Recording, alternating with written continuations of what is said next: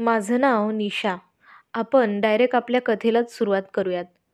प्रत्येक मुलीच्या आयुष्यामध्ये कधी ना कधीतरी अशी वेळ येतेच, जेव्हा तिच्या मनावरती तिचे नियंत्रण राहत नाही आणि ती स्वतःचे शरीर अनोळखी व्यक्तीच्या म्हणजेच एका पुरुषाच्या ताब्यात देते.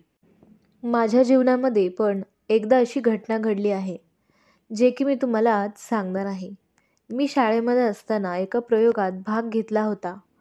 हा शास्त्रीय प्रयोग होता. शाळेत सर्व मुलांना काही ना काहीतरी प्रयोग करायला सांगितले होते. शाळेमध्ये खूप जोमाने तयारी चालू होती.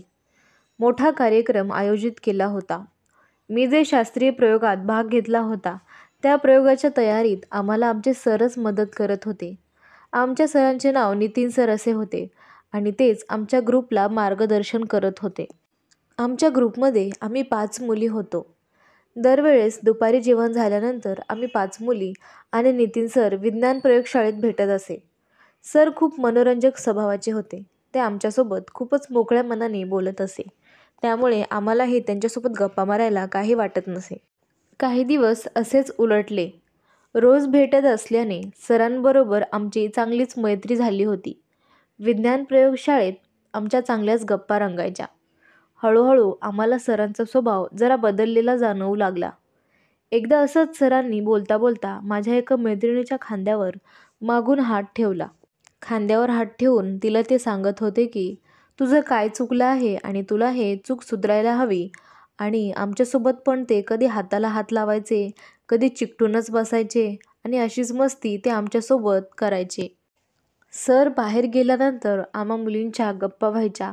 बघा बरं सर कसा चान्स मारायचा प्रयत्न करत आहेत. आम्ही एकमेकींना असं हसून चिडवायचो आणि खूपच मजा करायचो. दररोज नितीन सर काही ना काही कारणाने आमच्या शरीराला हात लावण्याचा प्रयत्न करायचे. दुसऱ्या दिवशी मी शाळेत गेल्यावर बघते तर काय, आमच्या 5 मुलींपैकी 4ही मुली गायब. म्हणजेच मी एकटीच तिथे हजर होते. त्यांच्या घरी काही काम होतं म्हणून त्या 4घी पण आल्या नव्हत्या आणि आज मला एकटीलाच प्रयोग करायचा होता, म्हणजेच शिकून घ्यायचा होता. आता मी आणि सर प्रयोगशाळेमध्ये दोघंच होतो. सर अचानकच माझ्या जवळ येऊन बसले. मोक्याचा फायदा घेत ते माझ्या जवळ येऊन बसले आणि बोलता बोलता त्यांनी माझ्या मांडीवर हात ठेवला. मी खूपच दचकले. सरांनी घट्ट हात मांडीवर ठेवला होता आणि ते मला प्रयोगाबद्दल सांगू लागले होते. माझ्या मांडीवर हात फिरवत ते माझं कौतुक करू लागले. म्हणाले, तू खूपच हुशार मुलगी आहेस. असं बरंच काही ते माझ्याबद्दल बोलत होते आणि तेवढ्यातच त्यांचा हात माझ्या पाठीवर सुद्धा गेला आणि माझ्या पाठीवर पण ते हात घासू लागले होते. मी सुद्धा गप्पच बसले होते, कारण सर जे काही करत होते ते मला खूप आवडत होतं. त्यांचा तो स्पर्श मला आवडत होता. त्यांची ती माझ्या शरीरावरून पूर्ण असलेली नजर, हे सगळंच मला खूप आवडू लागलं होतं.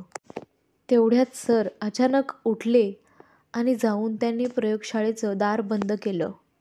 जसंच त्यांनी दार बंद केलं, मला तर खूपच भीती वाटली. मला वाटलं आता माझं खरंच नाही काही. सरांनी त्यांचे पूर्ण कपडे काढले आणि मलाही काढायला सांगितले. सरांना तसं बिना कपड्याचे बघून मी तर खूपच गरम झाले होते आणि हे सरांच्या लक्षात आलं होतं. म्हणून त्यांनी मला सांगितलं, घाबरू नकोस, 100% मार्काने तुला पास करून देतो बघ. आता जास्त वेळ न वाया घालवता तुझेही कपडे काढून टाक. पास तर मला व्हायचंच होतं. सर माझ्या जवळ आले आणि स्वतःच त्यांच्या हाताने माझे कपडे काढू लागले. मीही त्यांना अडवले नाही. कपडे काढताना त्यांनी त्यांचा हात माझ्या छातीवर फिरवला आणि ते खूपच जोरात दाबू लागले. हात फिरवताना ते मला म्हणाले, काय मोठे आहेत ग तुझे, एवढे तर माझ्या बायकोचे पण नसतील. भारी आहेस तू एकदम. आणि तेवढ्यातच त्यांनी माझे पूर्ण कपडे काढले. आता मी त्यांच्यासमोर त्या अवस्थेत होते आणि ते सुद्धा माझ्यासमोर तसेच होते. जवळपास 1 तास आम्ही सोबत होतो आणि आमच्यात त्या गोष्टी घडून गेल्या. सरसुद्धा खूपच खुश झाले होते आणि मी सुद्धा खूपच खुश झाले होते. आमच्या दोघांच्या अंगावरून नुसता घाम पडत होता. माझ्यापेक्षा जास्त सरांच्या अंगातून घाम पडत होता. ते जास्त मोकळे झाले होते. मला कधी वाटलंही नव्हतं की माझ्यामध्ये आणि सरांमध्ये असं काहीतरी होईल. कदाचित माझ्या वयाप्रमाणे मी त्या गोष्टींकडे आकर्षित झाले होते आणि म्हणूनच माझ्याकडून ही गोष्ट घडून गेली. जेव्हा पण सरांना कधी इच्छा व्हायची तेव्हा ते मला बोलावून घ्यायचे. एकदा तर शाळेमध्ये डान्स कॉम्पिटिशन ॲन्युअल डे होता. मीही त्या डान्समध्ये भाग घेतला होता. मी छान रेड आणि ब्लॅक असं कॉम्बिनेशन असलेली साडी घालून आले होते, जी खूप सिल्क होती. आणि मी त्यावर केस मोकळे सोडले होते आणि लाईट असा मेकअप केला होता. मी दिसायला खूपच गोरी होते, त्यामुळे सगळेजण खूपच माझ्याकडे बघत असायचे. त्या अवस्थेत म्हणजेच मी साडीवर गेलेली असताना शाळेमध्ये सर्व मुलं माझ्याकडेच बघत होते. सरांचे लक्षसुद्धा माझ्याकडेच होते.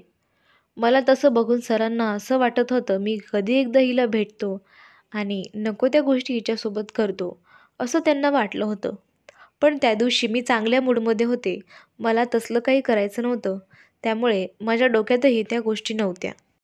शाळेतील सगळा कार्यक्रम उत्तम पार पाडला. मीही छान डान्स केला. मी घरी जाणार तेवढ्यातच सरांनी मला कॉल करून बोलावून घेतलं. आता मला समजलं त्यांनी मला कशासाठी बोलवलं आहे. मी त्यांना यायला नकार दिला. पण तेव्हा ते खूपच रागावले होते, माझ्यावर चिडले होते. मी त्यांना नकार दिला यामुळे. त्यांनी मला धमकी दिली व त्यांनी त्यांच्याकडे जाण्यासाठी मला मजबूर केले. त्यामुळे मला त्यांच्याकडे जावेच लागले. त्या दिवशी प्रयोगशाळेत जे झालं ती माझी स्वतःची इच्छा होती. पण त्यानंतर जे झालं ते माझी इच्छेविरुद्ध होतं आणि त्यामुळे माझं डोकं ठिकाणावर नव्हतं. मी ठरवलं सरांना जाऊन बोलायचं आणि आता मला ह्या गोष्टी आता इथून पुढे करायच्या नाहीत, हे त्यांना डायरेक्ट जाऊन बोलायचं. कारण माझी इच्छा नसतानासुद्धा सर मला कधीसुद्धा बोलवायचे आणि मला जावंच लागायचं. त्यामुळे माझं कशामध्येच लक्ष लागत नव्हतं. मला खूपच त्या गोष्टीचा त्रास होऊ लागला. सुरुवातीलाच चूक माझी होती. मीच जर तेव्हा नकार दिला असता तर गोष्टी एवढ्या लांब गेल्याच नसत्या. मी तेव्हा काहीच उत्तर दिले नाही आणि त्यामुळेच आज मला हे सगळं काही सहन करावं लागतंय. जशीच माझी 12वी पूर्ण झाल्यानंतर मी ते शहर सोडून लांब गेले शिक्षणासाठी. अगदी माझ्या घरच्यांनाही सांगितलं नाही मी कुठे जात आहे. कारण मला नव्याने आयुष्य जगायचं होतं. मी सरांसोबतचे सगळे काही संबंध तोडले होते. मी एक नव्याने आयुष्य जगत आहे. माझ्या भूतकाळात जे काही माझ्यासोबत झालं त्यात माझीही थोडी चुकी होती आणि त्यामुळेच मला त्या गोष्टीचा आजही पश्चाताप होतो. आजची ही कथा मी इथेच संपवते. कशी वाटली? तुम्हाला आवडली असेल तर नक्की सांगा. तुमच्या आयुष्यात असं कधी घडले का? मला कमेंटमध्ये नक्की सांगा. आणि असेच व्हिडिओ पाहण्यासाठी आपल्या चॅनलला सबस्क्राईब करा आणि पाहत राहा मी अनोखी. धन्यवाद.